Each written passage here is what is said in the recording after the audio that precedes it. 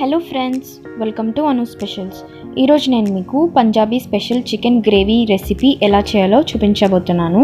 మనం జనరల్గా ఇంట్లో ఎప్పుడూ చేసే చికెన్ కర్రీ కాకుండా ఇలా డిఫరెంట్గా ఒకసారి ట్రై చేయండి.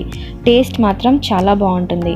మీరు ఈ ఛానల్ని కొత్తగా చూస్తున్నట్లయితే సబ్స్క్రైబ్ చేసుకోవడం మర్చిపోద్దు. అలాగే పక్కనే ఉన్న బెల్ ఐకాన్ని యాక్టివేట్ చేసుకోండి సో దట్ నేను చేసే ఎవ్రీడే రెసిపీస్ మీకు వచ్చేస్తాయి. ముందుగా నీట్గా వాష్ చేసి పెట్టుకున్న 1 kg చికెన్లోకి 1 కప్ కర్డ్, ఒక పెద్ద స్పూన్ కారం, హాఫ్ టీ స్పూన్ పసుపు, 1 స్పూన్ ఉప్పు, పొడుగ్గా చీల్చి పెట్టుకున్న 4 పచ్చిమిర్చి, 1 టీ స్పూన్ అల్లం వెల్లుల్లి పేస్ట్ వేసుకొని బాగా మిక్స్ చేసుకోవాలి.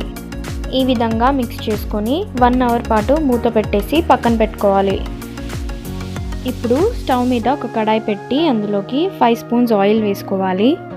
ఆయిల్ హీట్ అయ్యాక అందులోకి హాఫ్ టీ స్పూన్ షాజీరా, 1 ఇంచ్ దాల్చిన చెక్క, 4 లవంగాలు, 3 ఇలాచీలు, ఒక స్టార్ పువ్వు, అలాగే స్లైసెస్గా కట్ చేసి పెట్టుకున్న 3 ఆనియన్స్ వేసి ఫ్రై చేసుకోవాలి.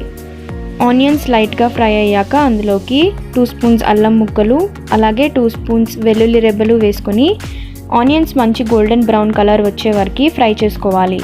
ఈ విధంగా ఆనియన్స్ బాగా వేగాక వేరే ప్లేట్లోకి తీసుకొని కూల్ అవ్వనివ్వాలి. ఇప్పుడు కూల్ అయిన ఈ ఆనియన్స్ని మిక్సీ జార్లో వేసుకొని మూత పెట్టేసి బ్లెండ్ చేసి పేస్ట్ ప్రిపేర్ చేసుకోవాలి. ఇప్పుడు అదే కడాయిలో 1 కప్ టొమాటో ప్యూరీ వేసుకొని పచ్చివాసన పోయే వరకు ఫ్రై చేసుకోవాలి. ఇప్పుడు టొమాటో ప్యూరీ పచ్చివాసన పోయాక అందులోకి మనము బ్లెండ్ చేసి పెట్టుకున్న ఆనియన్ పేస్ట్ని వేసుకొని కలుపుకోవాలి. ఈ విధంగా మిక్స్ చేసుకొని అందులోకి 1 స్పూన్ కారం, 1 స్పూన్ ధనియా పౌడర్, హాఫ్ టీ స్పూన్ జీరా పౌడర్ వేసి బాగా మిక్స్ చేసుకోవాలి.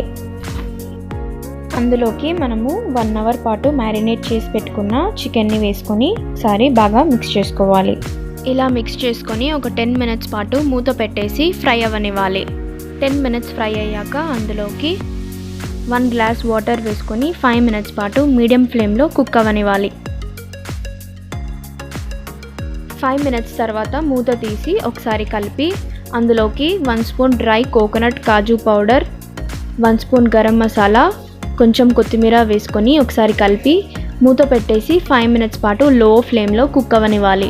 5 మినిట్స్ తర్వాత మూత ఓపెన్ చేస్తే చూస్తున్నారు కదా, మనకి ఆయిల్ అంతా సెపరేట్ అయిపోయి గ్రేవీ చక్కగా రెడీ అయిపోయి ఉంది.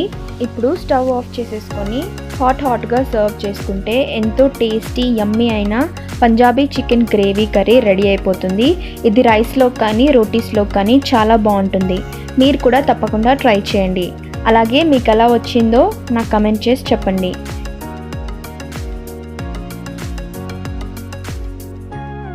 If you like this video, please like, share and subscribe. Thank you for watching.